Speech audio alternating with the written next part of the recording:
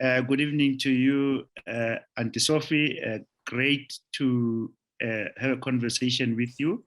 And what a real honor to have to experience this moment in our country. Thank you, Seppo. Thank you for those kind words. Oh yes. So to kickstart, I mean, you've had a really illustrious and exemplary journey in the liberation movement. It is not questionable that you are one of the most formidable struggle stalwarts in Africa and probably in the world. And I thought perhaps to start with, we are talking to global South Africans, so South Africans who are around the world through an initiative of Brand South Africa. And the idea is to give them inspiration about the journey of yourself and as a woman that Brand South Africa has defined as a woman of great substance. And so perhaps to start with, just maybe in as much as you can, just to go through the highlights of your journey. I've read a little bit and I've read a little bit more, but I'm interested to hear from yourself. No, thank you, Seppo, for those very kind words. But I'd rather regard myself just as a humble struggle activist, not this illustrious and all of those things. Thank you for that, but I want to remain just an ordinary struggle activist. And together, Seppo, with many women and men, freedom fighters, that assisted to bring an end to a notorious and evil apartheid state. I wasn't alone. I was with many others, although I was always the youngest amongst all of them. And yes, looking back, the key points of my struggle journey is really significant in, taking into account there were no cell phones. There were no internet and technology. Those didn't exist. And there was the might of the apartheid state. They did their best, their utmost best to prevent women making their way to the union buildings. So you can imagine just a sheer effort to gather 20,000 women with no resources during that time. And to come to the union buildings to present their demands to a president who, for his own convenience, had made himself unavailable. In other words, you've read many times they say that Strydom ran away for the women. You remember that. So he made himself unavailable. So it's a testimony of the organizing ability, but I think it's most importantly the ability to overcome all the kinds of obstacles to show that women from all races, from many classes, geographical distance in South Africa at the time, was able, in spite of all that, was able to congregate at the foot of the union buildings and to hand over their set of demands. And that is resonance. Then and even now, it continues during our 2021 today. And which for me is the power and the determination and the courage that's of that specific event, of that specific issue. And then it continues, therefore, it continues up to today by the present generation of the young people of today and so many organizations that have sprung up to carry on, so to speak, where we are grateful.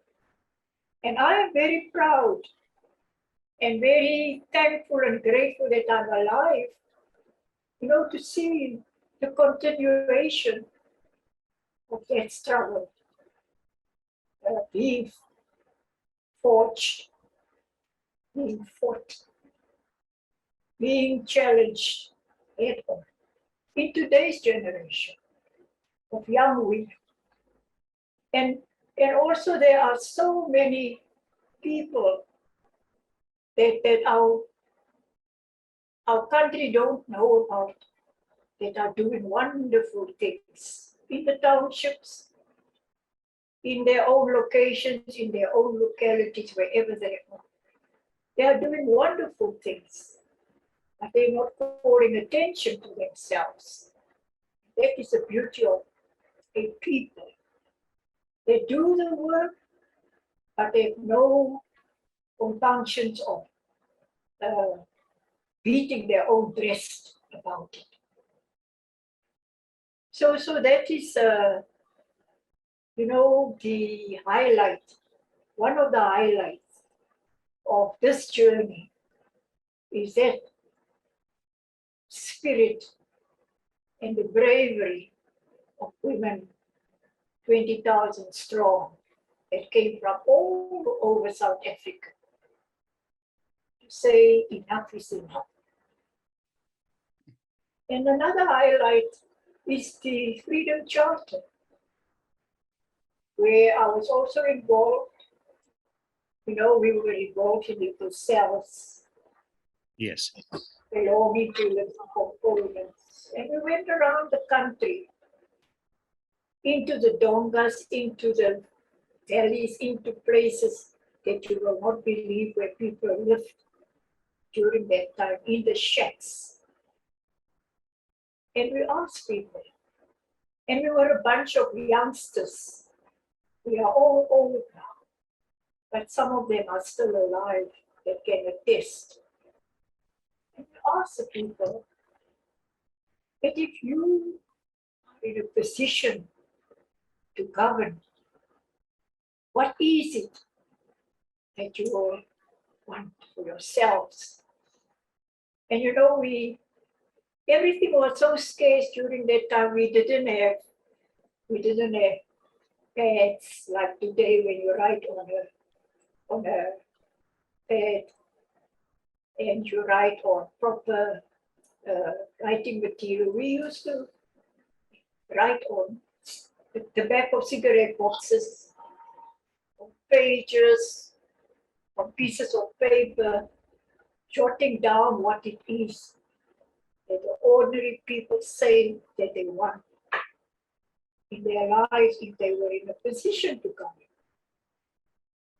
And that is where the preambles of the Freedom Charter, it's there on my wall, says, we want better education, we want proper housing, we want work, and all those things that you've read about is what they say, that we jotted down roughly and took back to our leaders. And today it is in beautiful script writing, beautifully done. And so those are some of the work that I've been involved in. And then it was a great day, 1955. Yes. Where the Congress of the People, again, a multiracial mixture of people coming from all over country. And then we, the Women's Federation, was part of that great gathering. I was also part of it. So this is another highlight in my life. And there are many others as the years went by. As the years went by. And then we were in exile. And because I have done my education or my schooling at an early age, I had this longing when I was outside now in a free country in Zambia, in Lusaka. And I had this yearning to take on where I left off. But because we had the work in the ANC, in the women's section, that time we were called women's section. Because the ANC was banned, it was thought automatically that the Women's League was also banned. But although we went into exile, not because as ANC per se, but during the 50s, we belonged to what was known as the different congresses. You know, there was the African National Congress, and there was the Indian Congress, and then there was a Congress of Democrats, the white section. And then it was us, the Colored People's Organization. And I was, because my background was really trade union. Yes. And I was part of the inauguration of SACTU, which is the forerunner of COSATU, the COSATU of today. And because of my work in the trade union, when I came to Johannesburg, I lived with an aunt of mine, my mother's younger sister. And they lived in Benoni. So I was in Benoni with her. And of course, mixing with members of the Congress movement, I started helping out in the offices.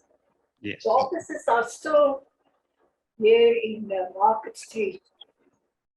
In the basement, there was what was called the headquarters of the Congress movement, which should really be today a heritage place, but which is being overlooked. And you know, you can knock on so many doors to highlight some of these things that fundamentally are very important heritage sites, but nobody listens. And so when we die off, the younger generation will not know. Just like in Lusaka, where the headquarters of the ANC liberation movement was in a certain street. And when you go back today, you will find that it's overrun with debris and all sorts of unpleasant rubbish that you really get heartbroken to think that this is where our people's liberation was all crafted out in this building. And nobody does anything about thinking about putting a plaque there or making it some memorable place. You know. So these are some of the things, Seppo, and many others, many other. So I started slowly getting to grips with unfinished business, which was my education. And 2 years down the line, I went to study in Kenya. Yes. And I studied as a teacher trainer. I was given a scholarship, a UNDP United something agency. was a United Nations agency. United Nations Development Agency. So I studied for 2 years and a half in Kenya, and I came back certified as a teacher trainer in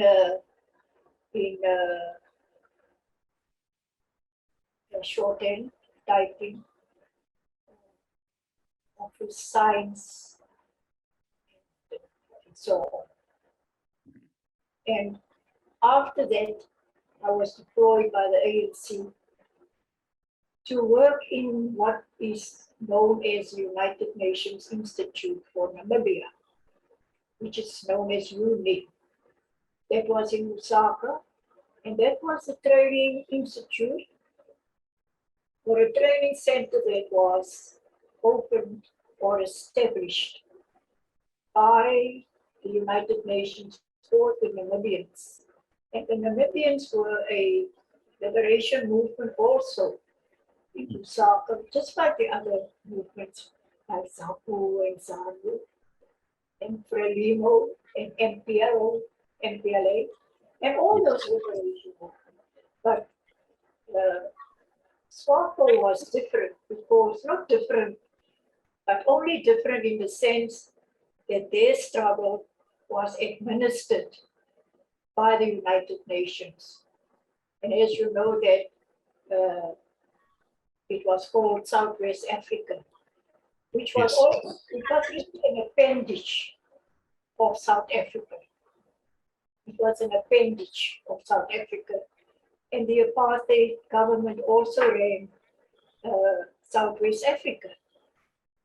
So when the United Nations took over, because United Nations found that South Africa had no right to be the administrators of Southwest Africa. And that is when the United Nations took over and worked towards the independence of Namibia. And so when Namibia but before they got their independence, the wisdom of Comrade Sam Nujoma, who was then the president of SWAPO. You know what, he's going around the world as a president of a liberation movement. And as he came to these different already countries that were ruling themselves or were liberated, like in Tanzania, like in Ghana, and all those places around. He noticed, Comrade Sam Nujoma noticed that wherever the colonialists had ruled or colonized these countries, when they left and gave over to the indigenous owners of the country, like Comrades Julius Nyerere, who was a past president of Tanzania. Now, when he visited in his work as a president of SWAPO, he then realized that the legal resources that was left behind when the colonialists pulled out, they had to pay expatriates to come and work again in the country, to train their people that were untrained, to do things like engineering, because the indigenous people didn't know. They were never trained. And so on, and all of these things. So Comrade Sam felt very uncomfortable about this. And so we said to the United Nations, and at that time, I don't know if you remember Marion Albright. Yes. She was a Secretary of State for America. And she was the one who liaised with SWAPO. So the Politburo met You know, they call themselves the Political Bureau, and we call ourselves the NEC, the highest body. So the Political Bureau of SWAPO met, and they said, and then Comrade Sam raised this thing, and they agreed with Comrade Sam that they must ask help from Marion Albright. They were the administrators now of SWAPO, and they and so they gave the mandate to Comrade Sam for him to build for the United Nations, to build a school or to establish a training center for their people, so that when SWAPO becomes free, they won't be all together, you know, not able to run their country. And this is what Comrade Sam did. I don't know if we have time, it's a long story, but just to say in a nutshell, when he raised this with Marion Albright was very happy. And she said, yes, Sam, don't worry. We'll give you a school. I will report back. And I'm sure they'll agree for you to have a school and so on and so forth. And then she came back after some time and told Sam that it was agreed in their forum, wherever, of the Americans, that he can have his school, and that the school that we are going to give you will be in such and such a country. I can't remember what was the name of this country, an African country. And that is where we will build you a school. Now, the minute she said or named this country, Comrade Sam Najoma felt uneasy. He felt uncomfortable because of the name of the country. And he went back to the Political Bureau in Lusaka, and he told them. And they too wasn't happy about the country in which their school will be situated. Mm-hmm. So the Political Bureau said, no, we don't accept that name. You are right, Comrade Sam. It was one of the, in their minds, it was one of the stooges of the Americans. Ah. And that is what made them uncomfortable. So we reported back to Marion Albright, and every time they used to meet her in Washington. So he told her, and she was upset. And she said, but Sam, we're giving you everything about your school. We will raise the school for you. We will set up the school. We will give you lecturers and all of that and so on. But Sam said, no, my mandate is to tell you that we are not accepting the school in that country. So she said, if that is the case, then I can't give you a school in another country. And Sam said, well, you keep your school and your money, and I keep my people. And so we left. And that is where we went to Julius Nyerere. Yes. Gave Julius the sad story of this. Comrade Julius Nyerere listened to it and said to him, don't worry, Sam, I will help you. I'll speak to my friend KK, Kenneth Kaunda. Yes. I'll speak to him, and I'm sure he's going to help. And if he agrees to help, I'll give you my best man in my cabinet to be the support for the number 2 in your school. Because your number 1 would certainly be one of your own people. And number 2 will be from my people. And he gave his Attorney General, Mark Bomani, was the Attorney General for the United Nations Institute, next to Aga Geingob, who is today the president of Namibia, Aga Geingob. Mm-hmm. So Comrade Aga Gamecock was a young student in America. Yes. Most of the Namibians were trained in American universities with degrees and all that. So Comrade Aga was the youngest, and SWAPO made him the director of the Institute of Namibia in Lusaka. Comrade Sam Najoma spoke to KK. KK said with the greatest of pleasure, and he asked Public Works Department to vacate that building, and that is where UNIN was formed. And the United Nations poured all their money into that institution. It was renovated into classrooms and quarters for student quarters. And that was UNIN, the United Nations Institute, set up to train young Namibians to take over the running of their country. So there was a law faculty, there was an administration faculty where I came in. There was even a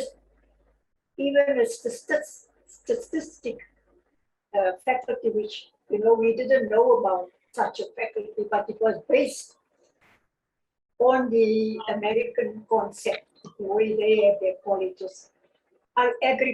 Agriculture department, education department, and all of that. And then finally, the institute was opened and the work went on. It was later on. I think it was before a year that they started remembering that we have left something out. Mm-hmm. What they have left out was the faculty of administration. Yes. Because it was found out that all these departments are going to run in government, but who's going to service them?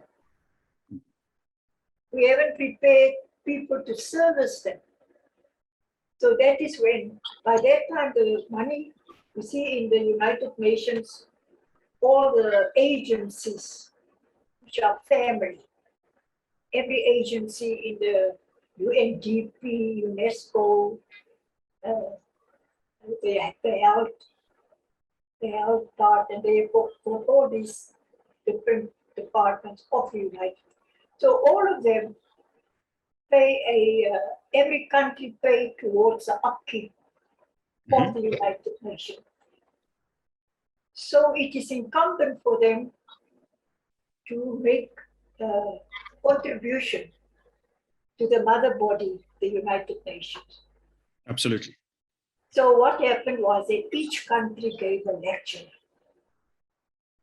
A lecturer, and every country who gave the lecturer paid the lecturer out of the country's finances. And so when the institute was set up and the institute was running, it is now that they discovered there's this lack of an administration department. Women and men that must service all the other departments in government. By that time, the quota of the United Nations different contributions were finished, the contributions within a certain year.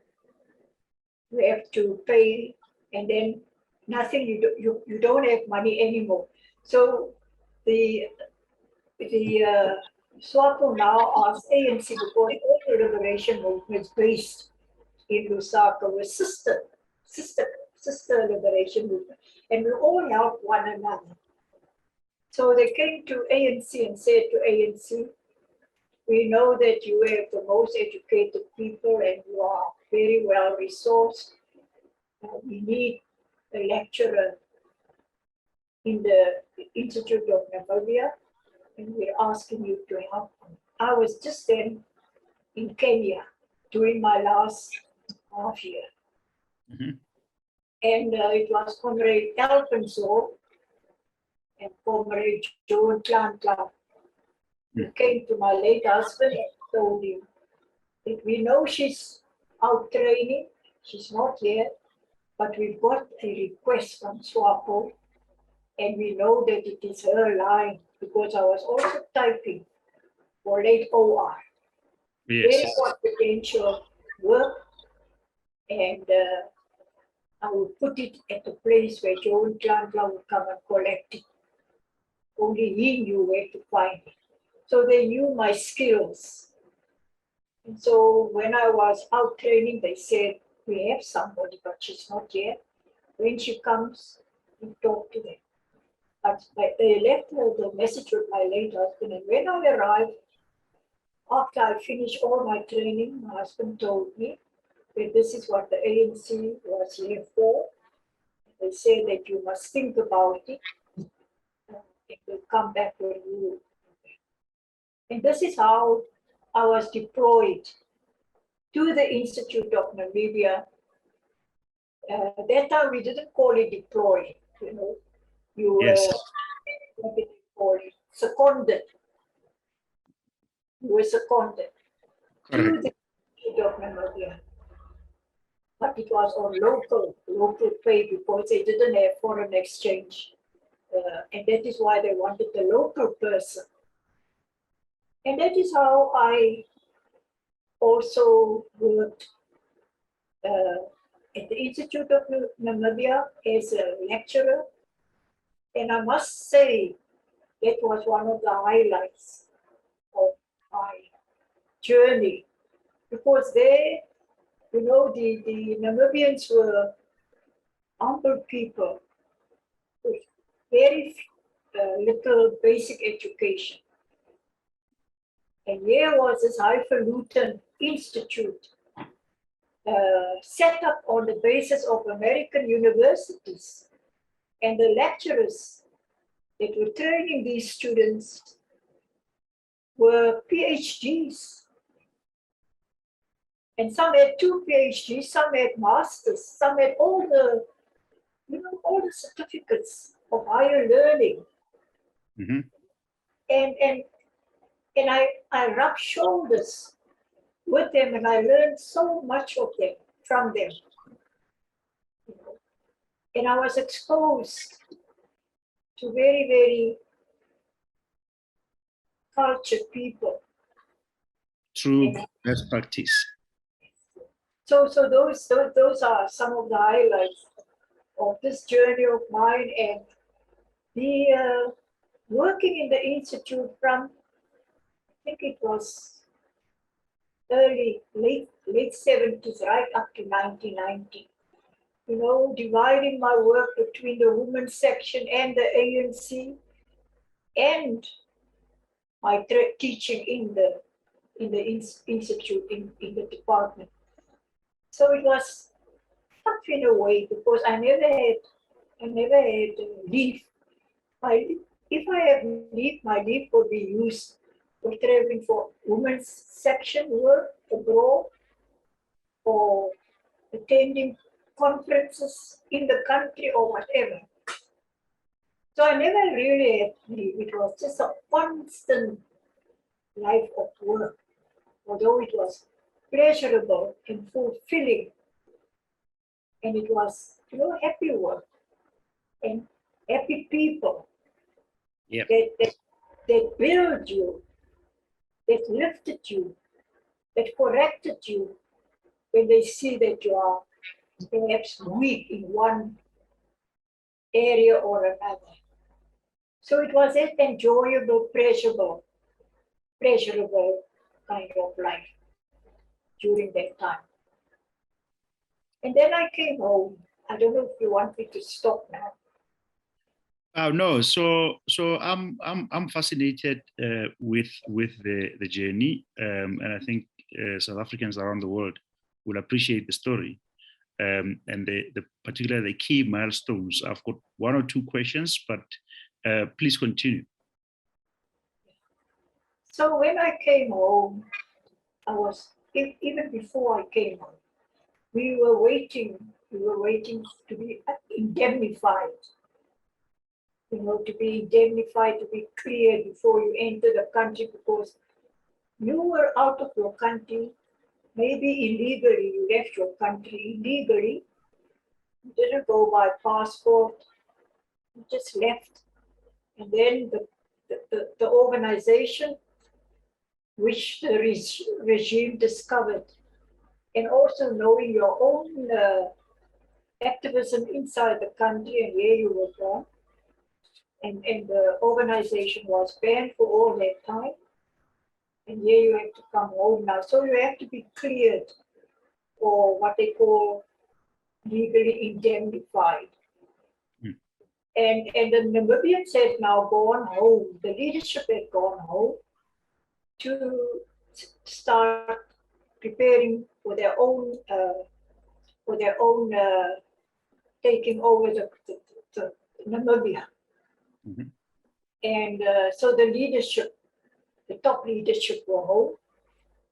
And then the students were now called for to come to Namibia to start campaigning. And these are people that were away from their country. There was a lot to be done. And students were young when they left. Now they are young men and women, so they have to climatize and to get used to their own country, and the terrain is large. So the institute was now being kept open. How can I say? Just a skeleton staff. Yes. And the person who was put in charge was a comrade from Mr. Samuel or Zanu, I think, comrade Bube. He was an administrator, so he kept the institute going with this skeleton staff. Yes. And then SWAPO decided that all one SWAPO person and one lady who was from Ghana, she was the accountant. So they were the little team that ran the institute, and they decided with SWAPO's agreement that all lecturers who've got leave can take leave. And those that didn't have leave must do research. And just at that moment, I had some leave. And just at that moment comes a fax. We don't know about faxes anymore. So this from leadership in South Africa, which says that they're asking me to come home because there is a conference taking place which is called the Unbanning of the ANC Conference. And this, they had put together a team of comrades, quite senior comrades, who was in charge of the conference that was going to unban the ANC. So it was late comrade Ahmad Katrada, comrade Joe Jelle, comrade who was a minister in land and so on, he's from PE. And comrade Valley Musa. Yes. Comrade Valley Musa. So those were the comrades that were the team. And so comrade Stuart Woods, comrade Stuart, he had died now. These were all ANC members of the ANC. And so they had now discussed, and then there was work to be done. And that is how the facts came to me to say they want me at home. Because of this conference that was going to run, they want me to be the chief administrator. They sent me a ticket. I cleared it up with comrade Bube. And because I had leave, I was free to go. And in spite of me not being indemnified, I nevertheless went. I didn't get into trouble. and I arrived in South Africa for the first time after 2 decades. Oh. After the conference, now the setting up of the conference and running the conference, which was in Durban, it was in KZN. And that was the unbanning of the ANC, which became legal again. Correct. I saw the country for the first time after 2.5 decades that I was away with my husband and children. And having been exposed to so much, it has built me. So after the conference, I had to go back and wait to be indemnified. So finally we were indemnified and I came back home. When I came back home, went straight into setting up structures, and most of the comrades were from exile. We staffed at first of all shell-outs. We were for a short while in where it is now called Victoria House. It was called before Munaru. Yes. For a short while, we were based there until they bought Shell House. And then in Shell House was where the big work had to be done. There I was an administrator for a while. And after setting up structures, by that time, Comrade Cyril Ramaphosa became our Secretary General. And I welcomed him into the department because he was now the new man taking over from Alfonso, Comrade Alfonso. So I worked with Comrade Cyril Ramaphosa. Together we set up structures, I reported to him. I did my best, and policies, guidelines, structures, and all of those things. Until my late husband was, and he was working with late Comrade, not late, he was working with Comrade Tabo. He was in Lusaka, he was sent to Rome, deployed to Rome to be the chief in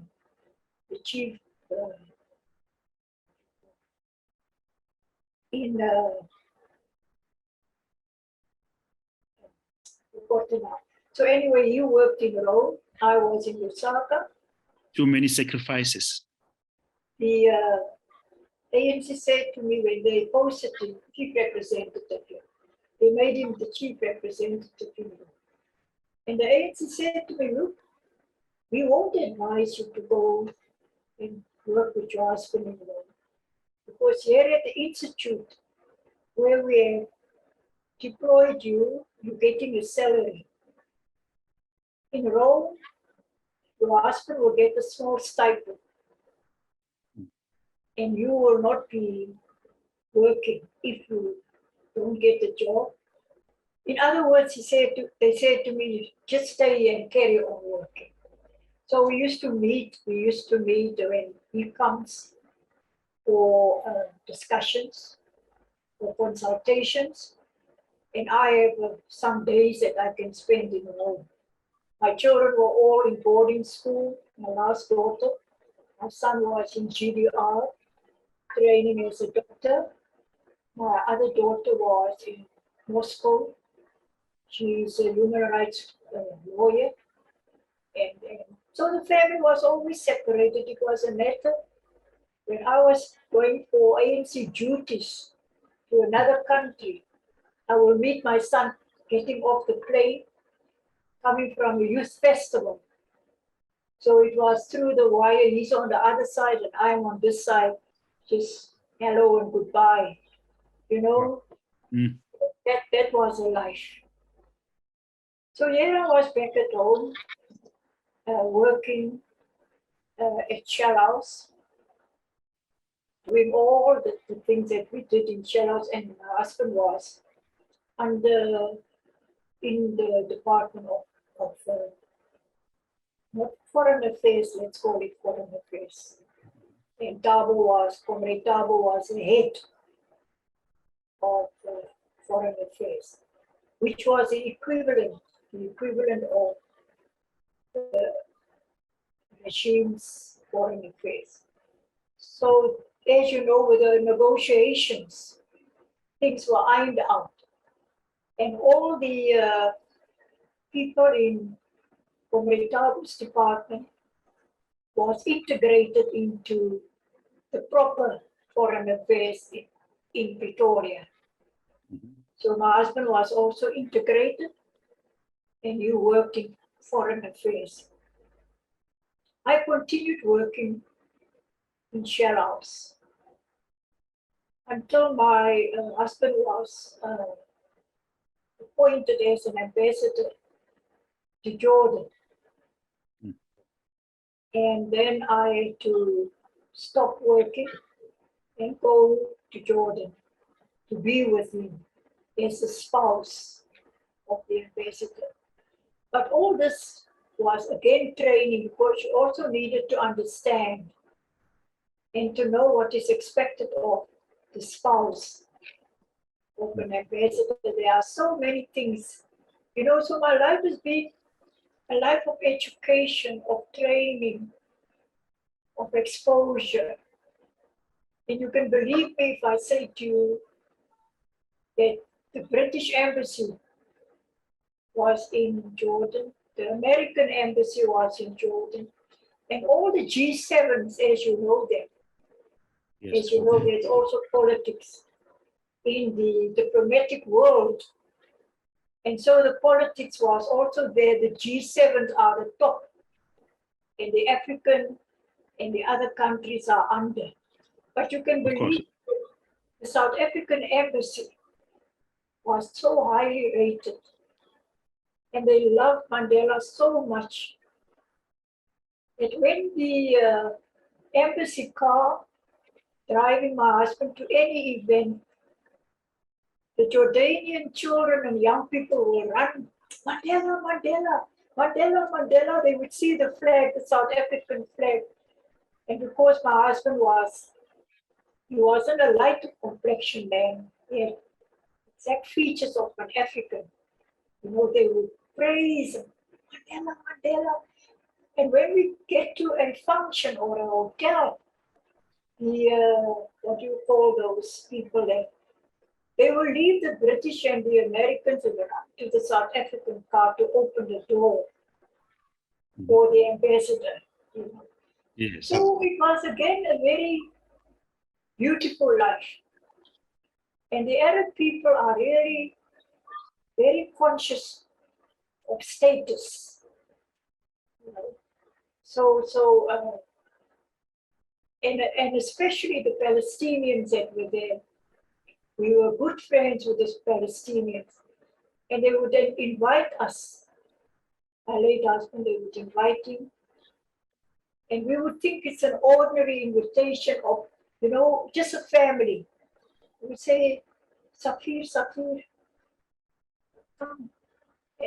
When we accept the invitation, they would now call all the Palestinian friends and their families. It will be a big turnout in their homes, and they would say to my late husband, they put us there one side, I'm sitting next to him, and they would say, Sophie, tell us, how did you get your independence? And my late husband was a great orator. Oh, he was a wonderful orator. He could hold people spellbound in the palm of his hands. He used to make the Italians, when he was in Rome, when he speak about our struggle, they cry, they weep. And you know, young people, you can see when young people are attentive, you can see when young people are paying attention to what it says. They don't fiddle. The young people in schools where he go and speak to them would sit still, listening. And he had an interpreter. And he would say to the interpreter, that's not what I said.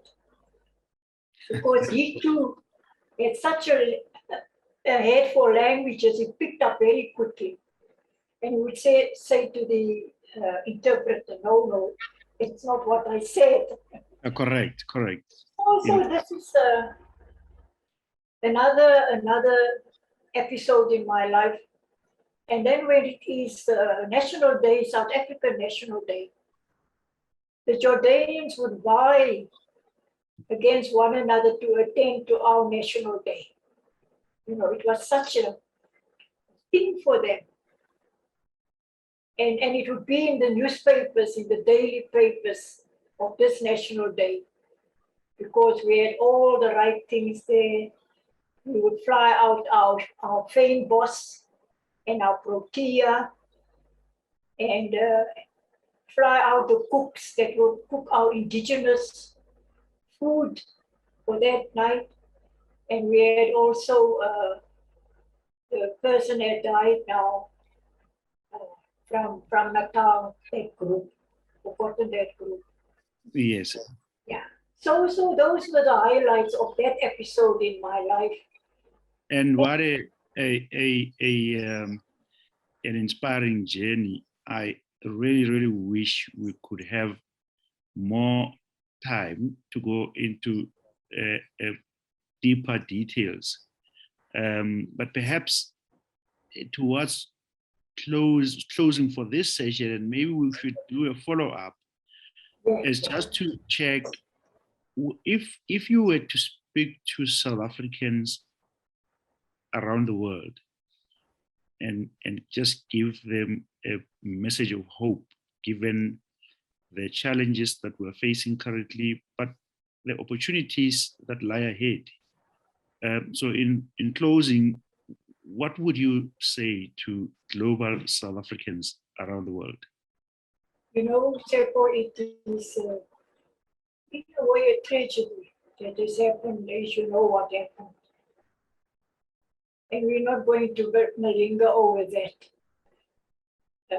We are very broken, but we are coming to grips with the situation and understanding what really has gone wrong. And what has gone wrong is really ourselves to blame, because we have not really paid attention to the real issues. We've been lackadaisical about our people's plight. We have been uncaring. We have been insensitive to our people. So these are some of the things that led to what, and people took advantage of that situation in which our people found themselves in. But what you are asking me to do is very important for our people to know, that they mustn't despair. They mustn't give up hope. That there is a generation, and it's your generation, Shepherd. It is your generation that has got to put things right.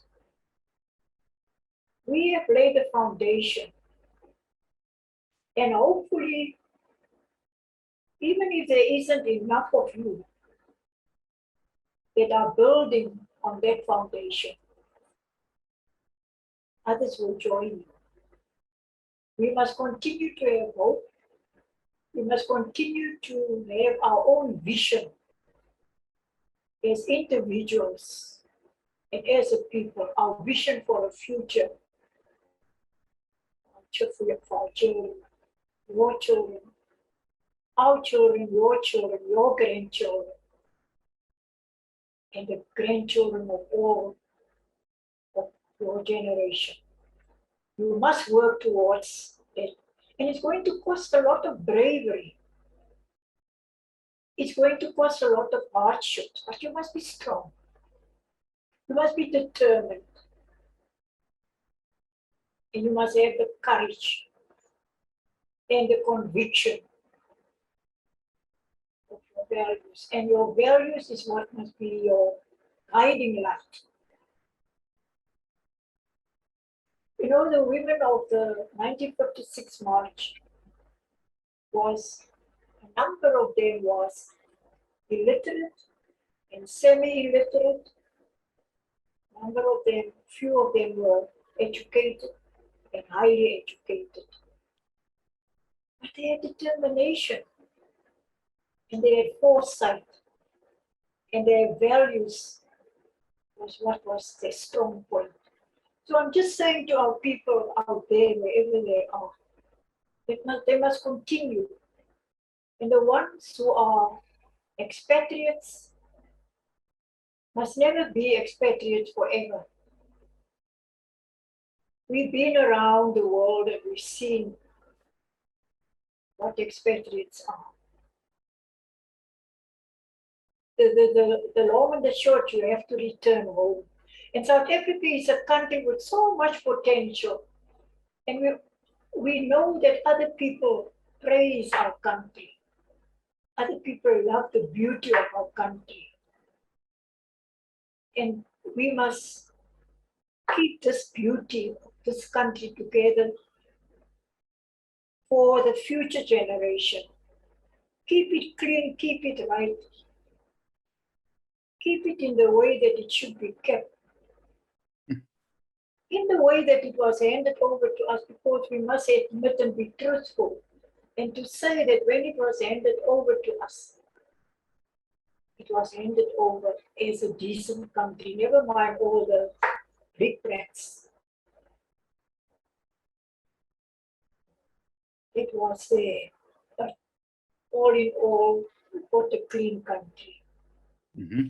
So you must work towards that, so that your children can be and your grandchildren can be proud and say, this is our inheritance. So our people, wherever they are, must not despair. It's very hard. We cry, we are sad, we are unhappy, but we have to go on holding one another's hands. And what is most important is to support one another. To support one another. To keep on holding hands, to keep on building one another. And whatever expatriates, South Africans have learned outside that is good and correct, they must bring home and pass it on to the ones that needs it. We are an evolving nation, and we are a nation that must care for one another. And this is my message to them. Wow. Live in South Africa, pray for South Africa, and have hope for your beautiful country.